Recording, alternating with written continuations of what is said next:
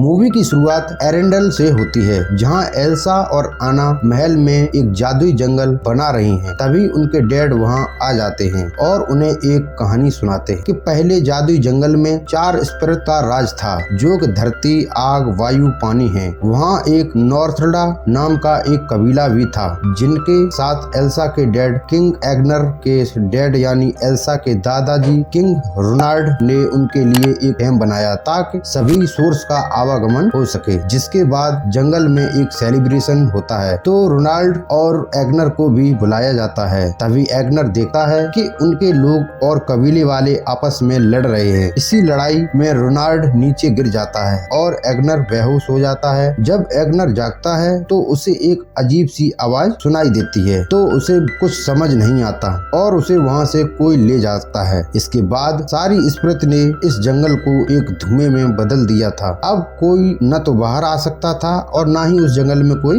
अंदर जा सकता था। अब इसके बाद किंग उनसे गुड नाइट कहकर चला जाता है। जिसके बाद एल्सा मोम से सब डिटेल में पूछती है, तो वह बताती हैं कि उन्हें बताया गया है कि आटोहालन नाम की एक नदी है जिसमें सारे राज छिपे हैं। अगर कोई उनसे पूछे तो बता भी देती है। इसके बाद सीन शिफ्ट होता है प्रेजेंट में, जहां आना और एल्सा राज को चला रही हैं। एक रात एल्सा को वही म्यूजिक सुनाई देता है, तो वह उनका पीछा करते करते बाहर आ जाती है। तभी उसके जादू से बर्फ गिरने लगती है, तो सब ये देखने के लिए बाहर निकल आते हैं। तो वे चारों स्पिरिट हमला कर देती हैं, तो एल्सा सबको एरेंडल से बाहर निकाल लाती है। तभी वहाँ ट्रोल्स भी आ जाते हैं। एल्सा आना उस आवाज के बारे में सब कुछ बता देती है, तो ट्रोल्स का लीडर एल्सा से कहता है कि तुम्हें इसका सीक्रेट जानना होगा। तो वे सभी इसे जानने के लिए जादुई जंगल में पहुंचते हैं। तभी वह धुआं इन सबको अंदर जाने देता है।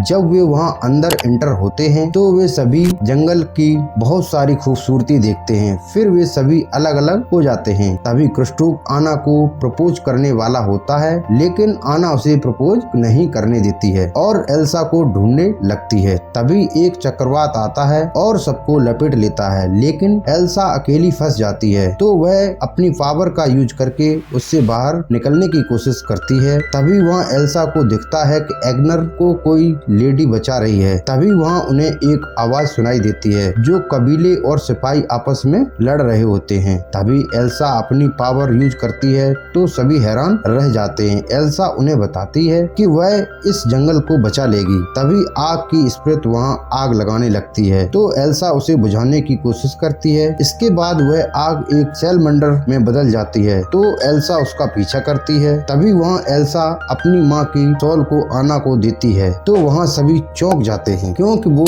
नॉर्थडा की ट्रेडिशनल शॉल थी। यहाँ पता चलता है कि एल्सा की माँ नॉर्थडा की ही थी। एक लेडी इसके एरेंडल और नॉर्थडा को लोगों में सुलह हो जाती है। वे एल्सा को रात में यहीं ठहरने के लिए कहते हैं। इसके बाद वहाँ एक लेडी शॉल पर बने संकेतों को बताते हुए कहती है कि इस 5वें तत्व को जो भी ढूंढ लेगा तो वह जंगल आजाद हो जाएगा। तभी वहाँ पहाड़ जैसे पत्थर के आदमी आ जाते हैं, जिससे वे बच तो जाते हैं, पर एल्सा कहती है कि हम इनकी जान को खतरे में नहीं डाल सकते। फिर एल्सा और आना निकल जाते हैं। क्रिस्टोफ इस बात से बहुत दुखी होता है। फिर कुछ देर बाद उन्हें अपने पेरेंट्स का जहाज मिल जाता है, जिससे पता चलता है कि वे डार्क सी से होते हुए आटोहालन जा रहे थे। तभी वहाँ एल्सा वाटर स्पिरिट से पता चलता है कि उसके पेरेंट्स की डेथ कैसे हुई, तो वह दुखी हो जाती है। उसे लगता है कि उसकी पेरेंट्स की डेथ एल्सा की वजह से ही हुई है। फिर एल्सा एक बर्फ की नाव में आना और ओलाफ को बैठाकर दूर भेज देती है। जब एल्सा डार्क सी पहुंचती है, तो वाटर स्पिरिट उसे जाने नहीं देती, तो एल्सा अपनी पावर से